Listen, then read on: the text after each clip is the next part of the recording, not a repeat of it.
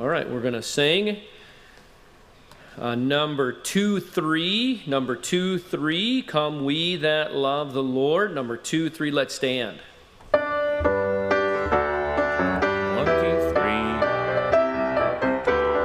We that love the Lord. Come we that love the Lord, and let our joys be known.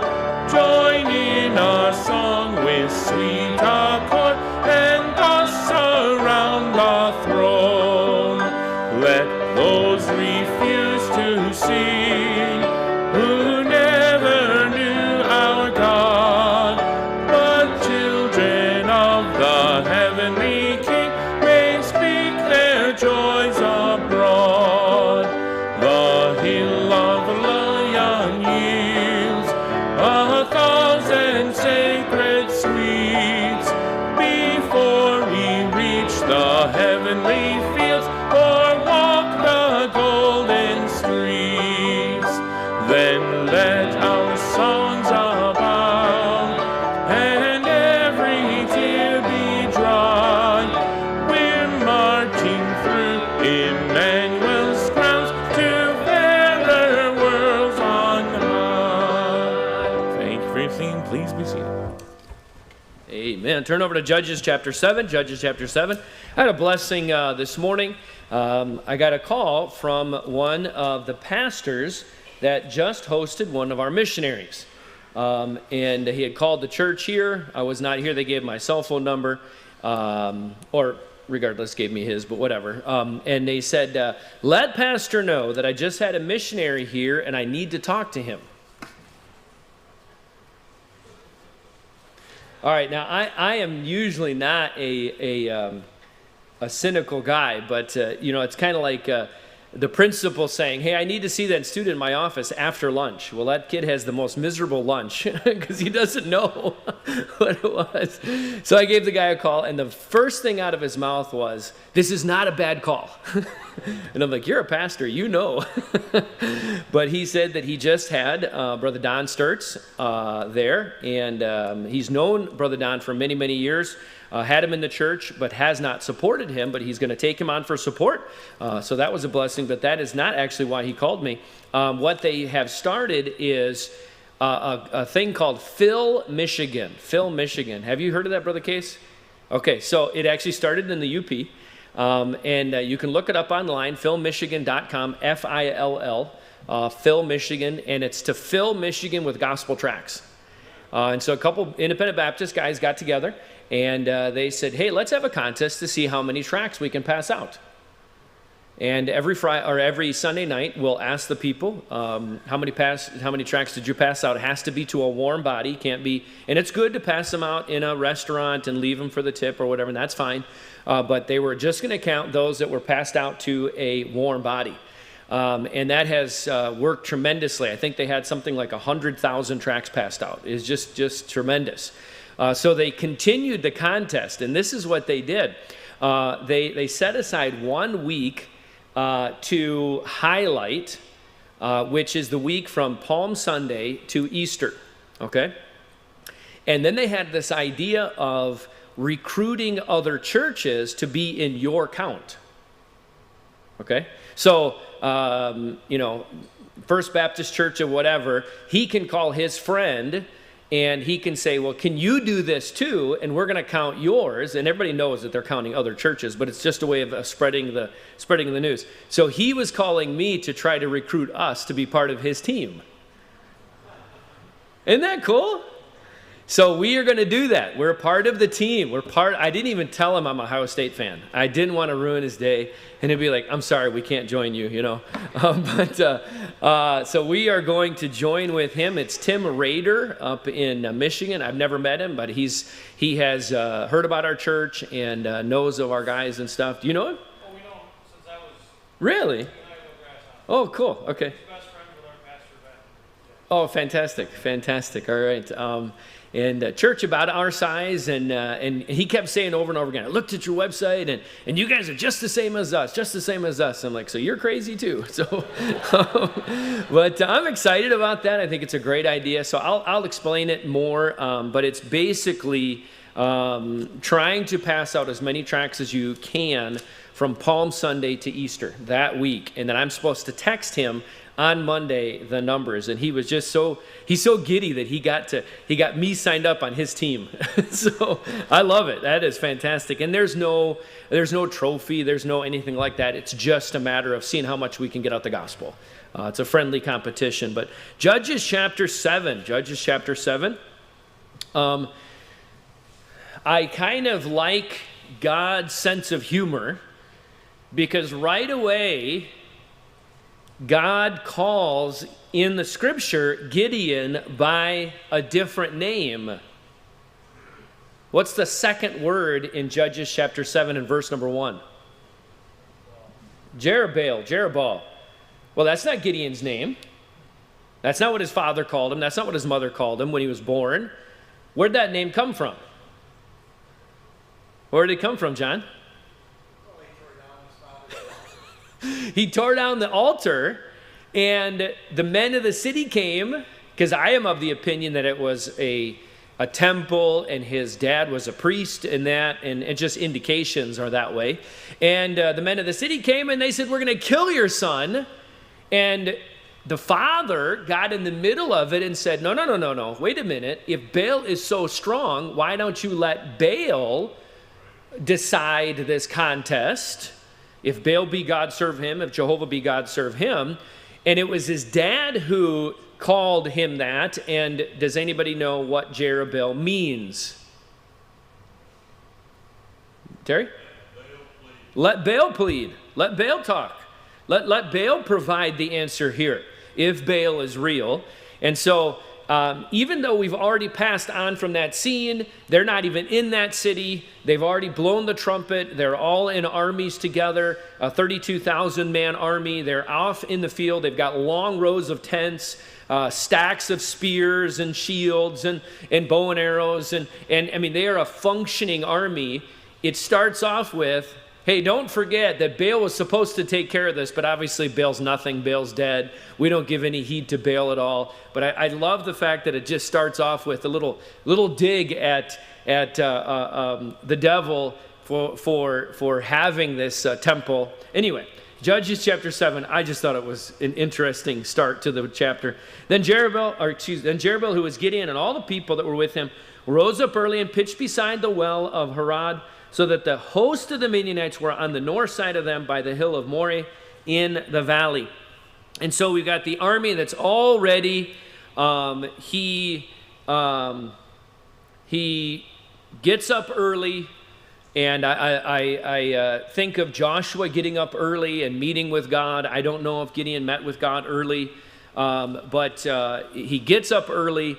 He has a 32,000-man army, kind of based on, if you keep reading Judges chapter 7 and the different numbers that he gives. But they're still outnumbered, what would you say, 10 to 1, 20 to 1?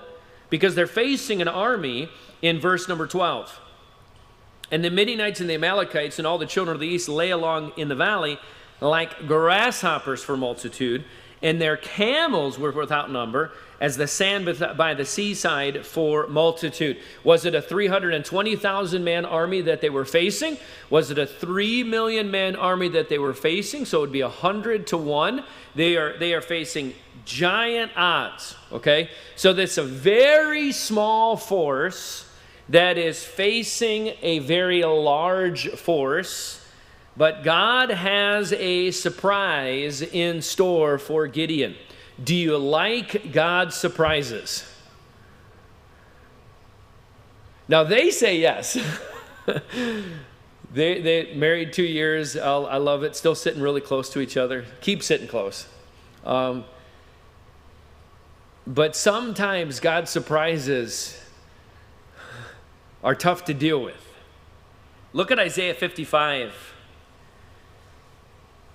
Isaiah 55, I want somebody to read verse 8 and 9.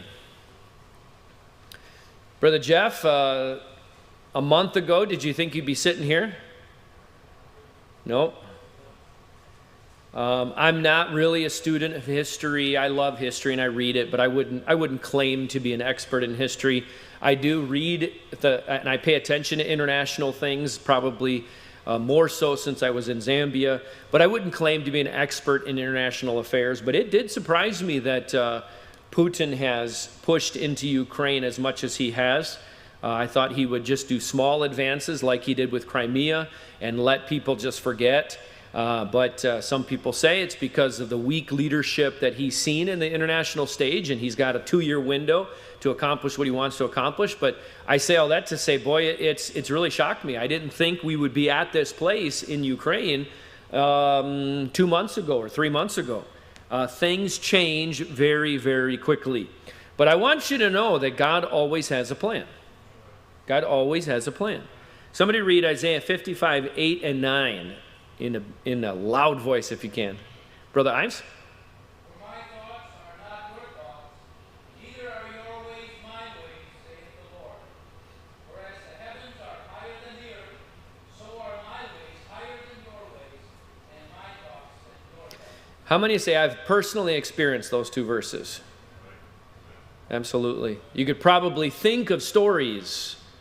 Think of, yep, that happened, where the circumstances seemed to swallow me up, but God had a higher plan. God had a higher agenda. Now I can see it, but I didn't see it at the time. So God has a surprise in store, and God says something to Gideon that he probably already knew, and he says it in verse number 2. Gideon already knew that he was facing terrible odds. Gideon already knew that he had a very small force, but he didn't think, God flipped it on its head, and God says in verse number 2, and the Lord said unto Gideon, not that the people are too few, he says, the people that are with thee are too many for me to give the Midianites into their hands, lest Israel vaunt themselves against me, saying, mine own hand hath saved me. Let's be honest and say, look at, if you would, 1 Samuel 14. 1 Samuel 14. Let's be, I would say, reasonable, that we don't want to go to seed on this idea of small is the only thing God ever wants, and few is the only thing that God ever wants, because he had a 650,000 man army crossing across the wilderness and invading the Canaanite land. He didn't say just take 10 people and then I'll do it. But the point God was making was, make sure you trust me. 1 Samuel 14 and verse number 6. Who can read 1 Samuel 14 verse number 6 for me, please? Brother Ethan?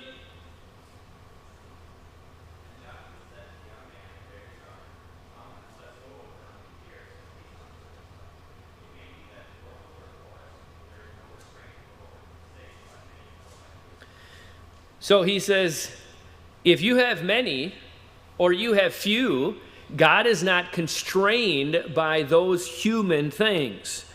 Now, there's no reason why we should not prepare. Obviously, we should prepare. Obviously, we should bring to the battlefield as many as we possibly can bring. We should prepare for a building. We should prepare for the mission field.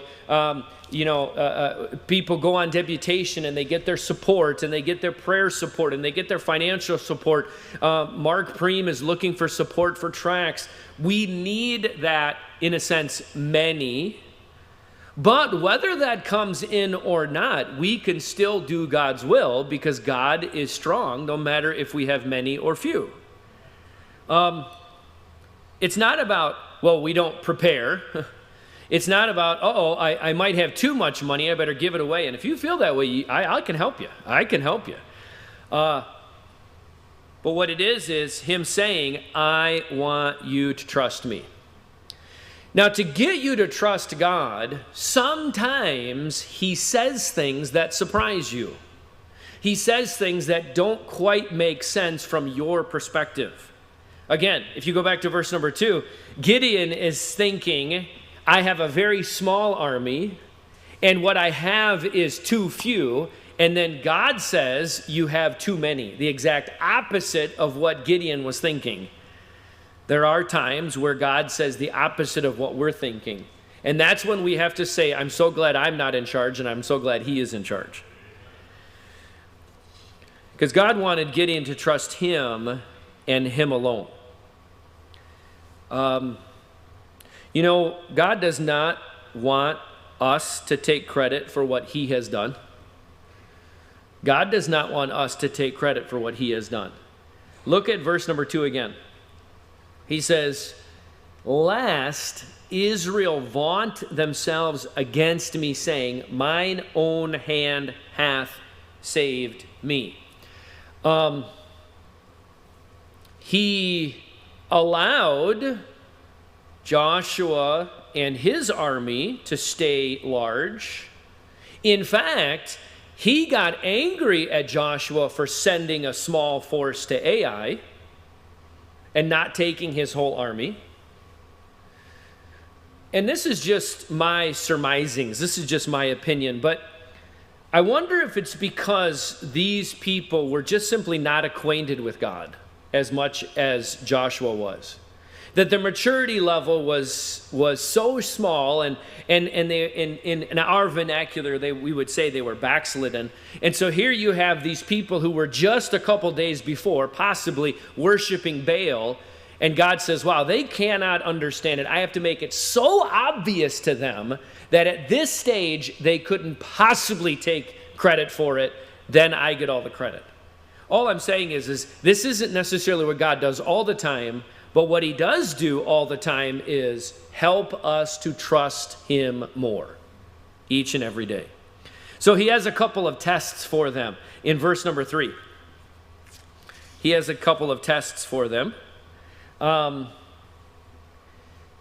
He says in verse number 3, now therefore go to proclaim in the ears of the people, saying, whosoever is fearful and afraid, let him return and depart early from Mount Gilead. And the return to the people 22,000, and the remained 10,000. Turn over to Deuteronomy chapter 20. Deuteronomy chapter 20. This was actually an instruction given in the book of Deuteronomy for Joshua's army as well. So this was not without precedent. This was something that God had done in the past. And so God says, I want all those who are fearful to go home. Okay? What would be the danger of having folks who were fearful in the battle? What would be the danger of having them among your ranks? Why do you suppose God said this? What was the practical reason? Amy? Okay. Amy?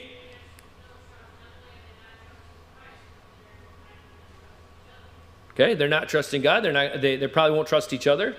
Tim?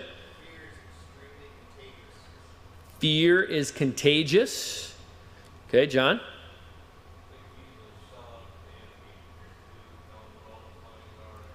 Yeah, absolutely. Get captured. Tell them where the plans are. Tell them where the headquarters is.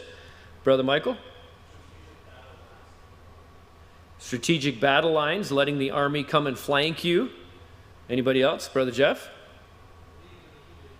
Leave in the heat of the battle.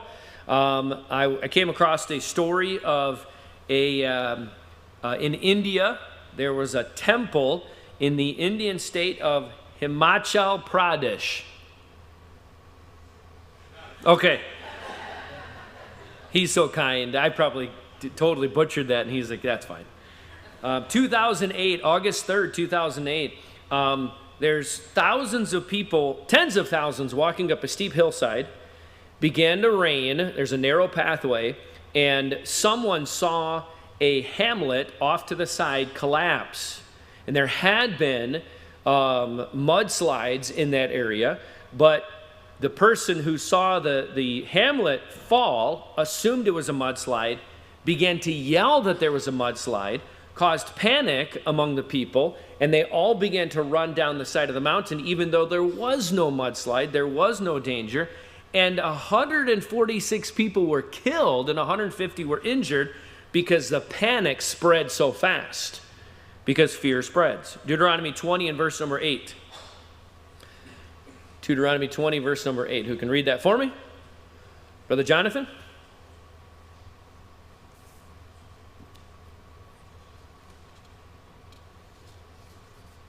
And the officers shall speak further unto the people, and they shall say, What man is there that is fearful and faint of it? Let him go and return unto his house, lest his brethren's heart faint as well as his heart. So they go home. They're told to go home. They go home. Can we just take a 30 seconds? Can we give them any credit? Can we shine any positive light on these guys? Joshua? Brother Van Densen?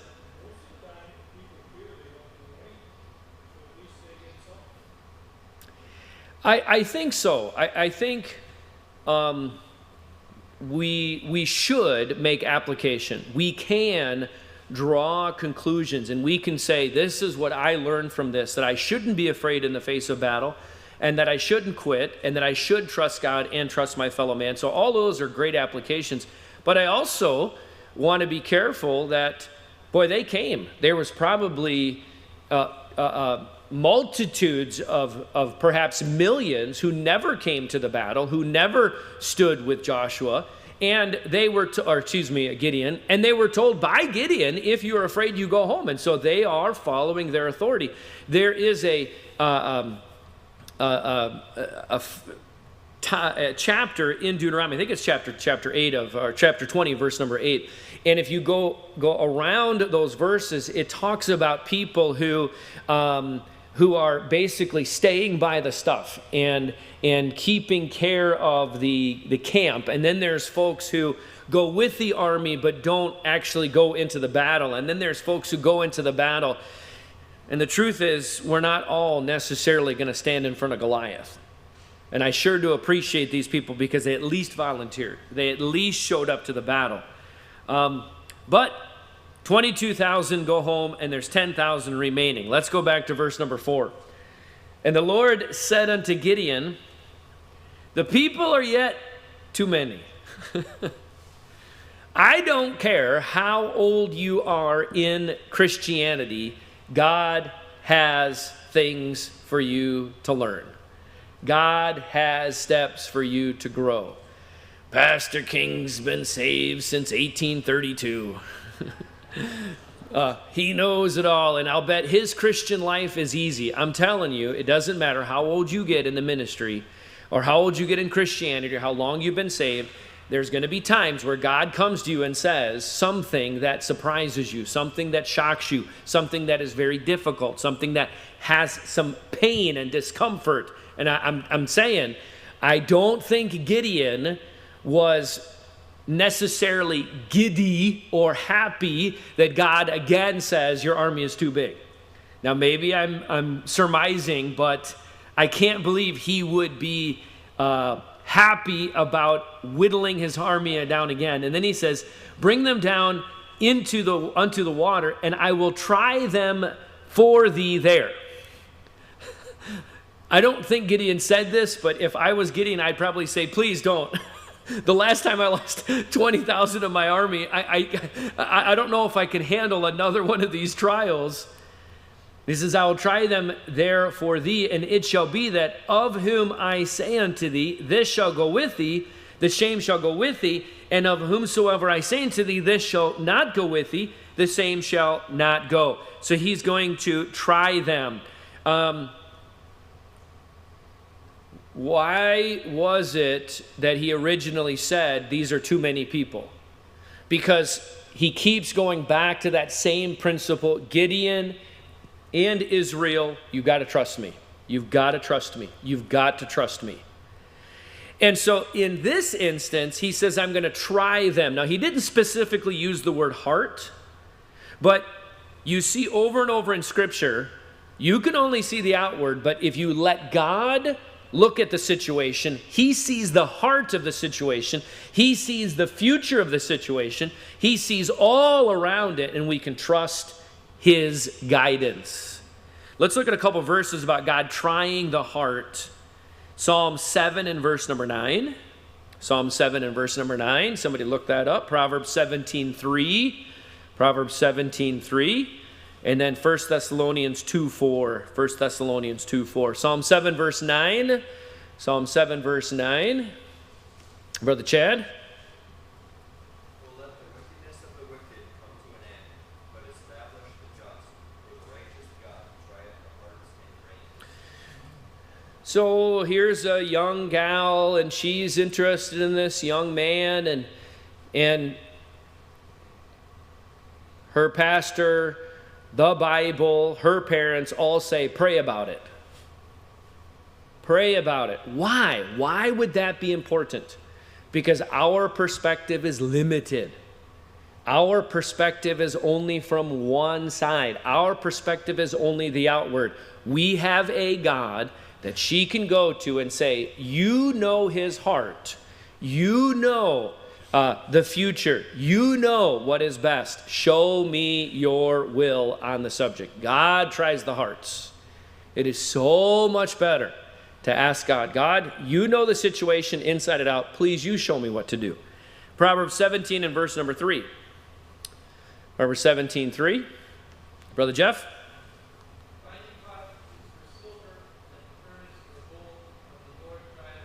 Again, the same thing. The Lord trieth the hearts. So he says there are physical ways for us to know things. Let's go back to that scenario of some folks dating, or let's give a different scenario of a job. And you say, well, I've got an opportunity for 2 different jobs. Which one do I do? Again, Lord, show me. You know the future. You know the company, how it's going to succeed. You know the supervisor. Maybe there's a supervisor that's very kind and gracious to Christians, and they give you off on Sundays and Wednesdays, but God knows that guy's going to get transferred in a month, or he's going to get cancer, he's not going to be there anymore. There's a different supervisor who is unfriendly to Christians, and so God doesn't give you peace about that job. So there's that, but there's also the finding pot is for silver and the furnace for gold. Let's look at the schedule. Let's look at the physical things that could point us to the right way, but still, God's in charge. Let me pray about it. And then 1 Thessalonians 2:4. 1 Thessalonians 2:4. Brother Holiday? But as we were allowed of God to be put in trust with the gospel, even so we speak, not as pleasing men, but God who trieth our hearts. I tell you, you have any decision, you have any difficulty, you have any fork in the road in front of you, you have any crisis, pray about it. Ask God, show me what to do. You know the circumstances. You know what's good and what's bad in this situation. So he says, I will try them for you. Now there's a test that I'm sure you've probably heard of in verse number 5. Okay? So the first test was who is fearful and who is not. Now remember, there's 32,000 in this army. All, again, I think of those pictures of the Civil War where you've got the pup tents all lined up in rows. And I don't know if they were like that, but I just picture that in my mind. Now, a good 2/3 of them are gone. They have packed up. They have taken their tents. All their spears, all their swords, all their bow and arrows, all their slings are gone. They have vacated, and they've gone from 32,000 all the way down to 10. A formidable force, but ants facing elephants, okay? So there's 10,000 there. And those 10,000 men are brought down to the river. And he says in verse number 5, so he brought the people onto the water. And I've actually been there to that place. It's a little bit commercialized right now, so it's hard to picture exactly how it looked. But it is a place where the river kind of widens out and it becomes a very shallow stream. And so you could actually get 10,000 men all at the river. At the water. And the Lord said unto Gideon, everyone that lappeth of the water with his tongue, as a dog lappeth, him shalt thou set by himself.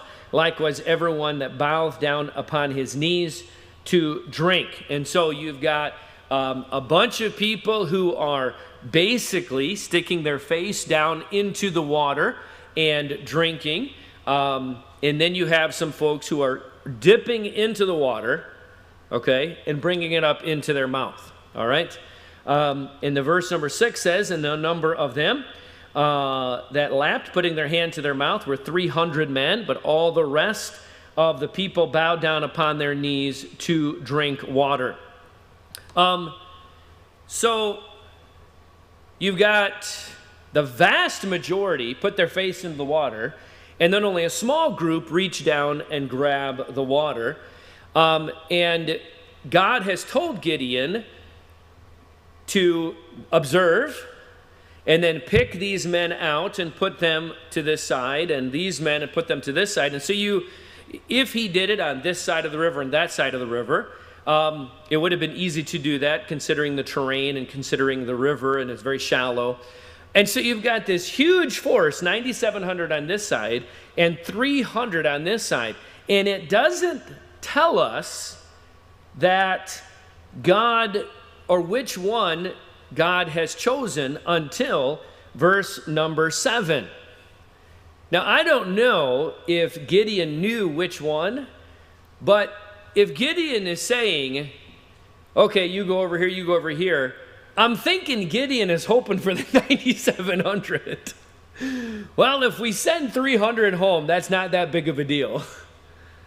But God says in verse number 7, and the Lord said unto Gideon, by the 300 men that lapped will I save you, and deliver the Midianites into thine hand, and let all the other people go, every man unto his place.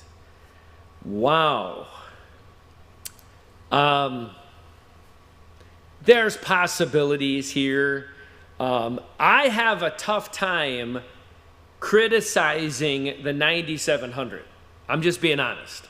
I have a tough time because even though we could make a case for they were not vigilant and they did not keep their eyes up, I don't know if that was what was happening. I don't know. It doesn't say that. It just says 9,700 did this and 300 did that. I think this is a very strange test. That's what I think. I think it's a very strange thing that God is doing. But if we go back to our first verse that we looked at, my thoughts are not your thoughts. Neither are your ways my ways. For as the heavens are higher than the earth, so are my ways higher than your ways, and my thoughts your thoughts. I think it is reasonable to say that they were not vigilant. It's reasonable to say that the men who reached down and brought water to their mouth were watching for the enemy. It doesn't say that, though. I'm afraid if I preach that, then I'll get to heaven and those 9,700 are like, that wasn't the reason at all. There might be a lot of things when I get to heaven that people will say, no, that was just your opinion. So I'm just careful to say I don't know exactly what was happening. What do you suppose is happening? What's your opinion? Mrs. Sturts?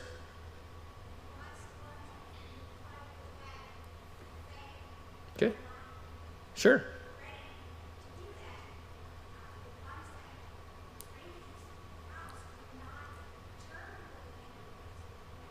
Sure. Yeah. Be able to look, be able to be ready for the battle, very possible. Anybody else? Brother Dave?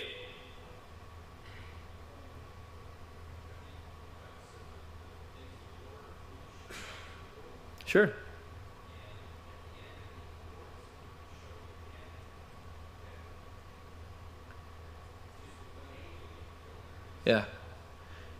Yeah. So his point is, from from our perspective, it seems foolish to choose the 300, and sometimes he does choose the foolish things of the world. Could he have taken a whole mountain and smashed Goliath? Could he have rained hailstones from heaven? Could he have had a swarm of bees? Now that would have been a movie to watch. A big swarm of bees come out and get up in the armor of Goliath and him not be able to get it out. He could have done anything, but he chooses a small pebble. I've been to Israel. I've seen prototypes or examples, rather, of the sling that David had. And it's just a small pouch about the size of your hand. And you just put a small projectile in there for God to pick. He created the entire earth, and he picks this small little stone to beat the devil's best. I just love that picture of God using the smallest, God using the weakest, God using the one that has been despised to elevate. And that was Christ's example. I mean, you read Isaiah chapter 53. He's despised and rejected of men. How could anything good come from Nazareth? And God exalts him and gives him a name above every name. He is that type of a God to... Does he need our tithe? Does he need our offering? Of course he doesn't. But he takes the little that we have, given in faith to him, and he does a great victory. Dave's last statement was 300 is probably overkill for God. He could have done it by many or by few, so long as we give him the credit.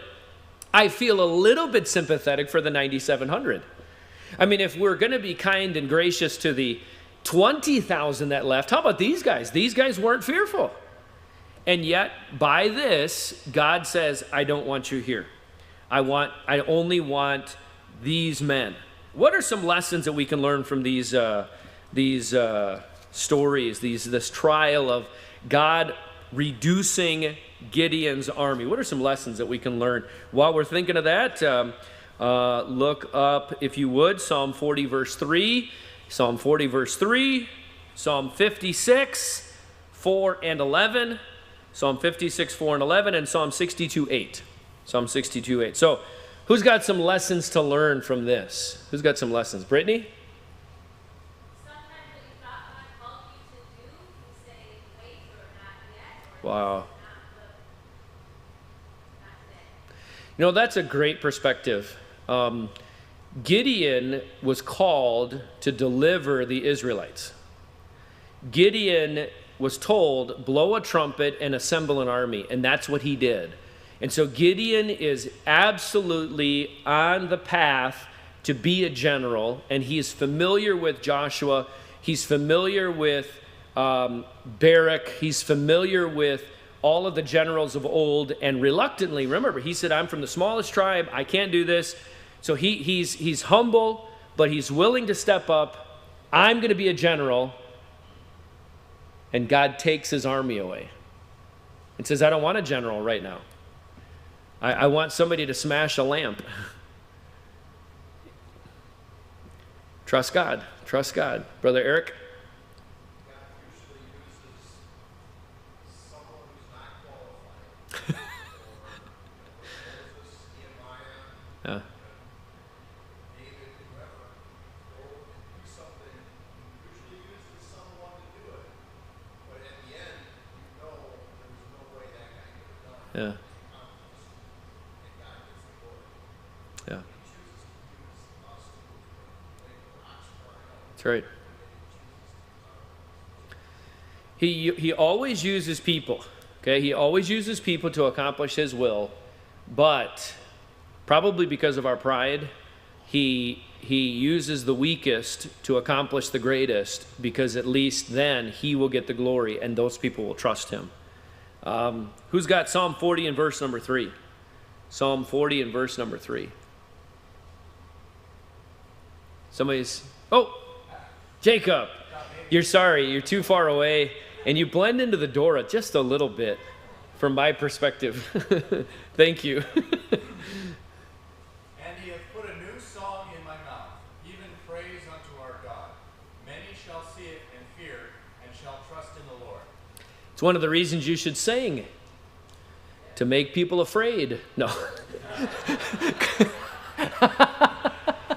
Because it says, many shall see it and fear. But really, that is why you should sing. I don't want to be angry at people for not singing congregational songs, but boy, I just think, man, you're missing it. You're missing a chance to rejoice and praise God and say out loud, I trust God. I trust God, and this is the reason I trust God, because he's a bulwark that never faileth. This is the reason I trust God, that the oceans could not contain his love. Because Jesus first loved me. That's why I trust God. Psalm 56, 4 and 11. Two verses. Brother Phil. In God I will praise his word. In God I have put my trust. I will not fear what flesh can do to me. In God have I put my trust. I will not be afraid what man can do to me. Those are tremendous verses. You're traveling, you're a missionary, you're endeavoring to do something that is scaring you to death. Boy, write those verses on a card and put it on your mirror, put it on your dashboard. In God have I put my trust. I will not be afraid what man can do unto me. And then lastly, Psalm 62, verse 8. Psalm 62, verse 8. Brother Ken. Trust in him at all times, ye people. Pour out your heart before him. God is a refuge for us. Selah. Boy, that verse. Trust in him. Okay? Trust in him. Then he says, pour your heart out. Why do you suppose those two phrases are put together? Trust ye in him, pour your heart out to him. Why do you suppose those two phrases are put together? Because it's really scary to trust him sometimes. It's really difficult. We get into a dark situation because the devil's attacking and circumstances are overwhelming. And it's not really a matter of trusting in him and we just run along the green meadows and everything's perfect. When you're trusting God, the devil's going to give you 100 reasons not to. Trust in him at all times. Pour your heart out because it's tough. God is a refuge. What a great verse. All right, let's stand. Let's try. Trust and obey, for there's no other way to be happy in Jesus but to trust and obey.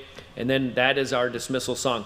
Trust and obey, for there's no other way to be happy in Jesus but to trust and obey. You're dismissed.